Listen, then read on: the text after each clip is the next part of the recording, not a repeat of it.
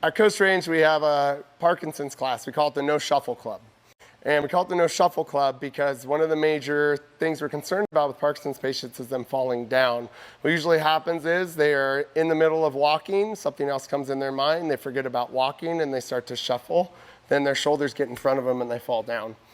And so what we've taught them to do is that they're not allowed to hear shuffles. If they hear shuffles, well, then they have to fix their gait. And what we want them to do is focus on just keeping their heel in front of their body. So you think about how many times have we told you not to run like this, right? So Pat, go ahead and put your heel in front of your body like this for me. And you'll notice it puts a natural brake on your forward momentum. It kind of stops you from going forward. And so we teach them this progression to go from a walker to walking to yogging, we'll talk about that, to jogging, and then to running. Okay. And we've had somebody actually go through this entire stage up until this point. So the first one is walking. We teach them to get their shoulders behind their heels and to keep their heels in front as they take a step. Every step they take should want to push them backwards almost. And they learn to re-walk with the heel forward. The same way we teach everybody in our classes not to run. We say don't run with your heel in front because that will put a brake on forward momentum that will stop you from going forward, which is exactly what we want our Parkinson's patients to do, or our older population. Right. Then we move on to what we call yogging.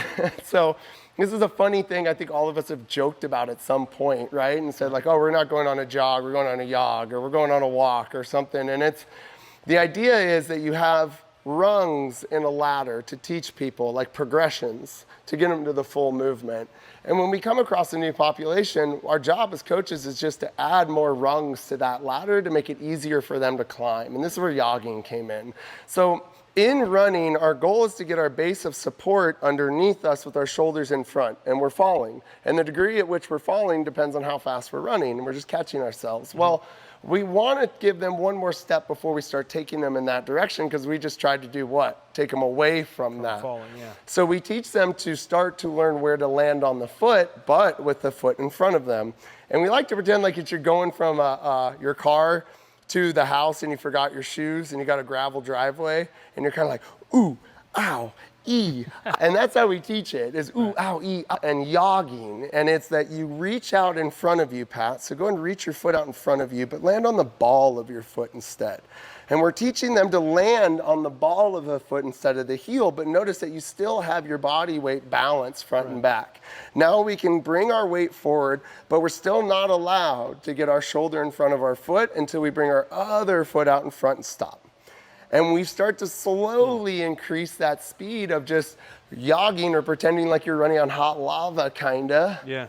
And get them to start to hop and bounce. And we call it yogging. And it's really funny to see a bunch of people running across the gym like that. And half of them aren't even doing that. They're kind of here. But we're teaching them where the frontal plane is and how to stay balanced amongst that. Because that's the problem, is they just get off balance of that frontal plane and they fall down. Right. And so that's walking, yogging.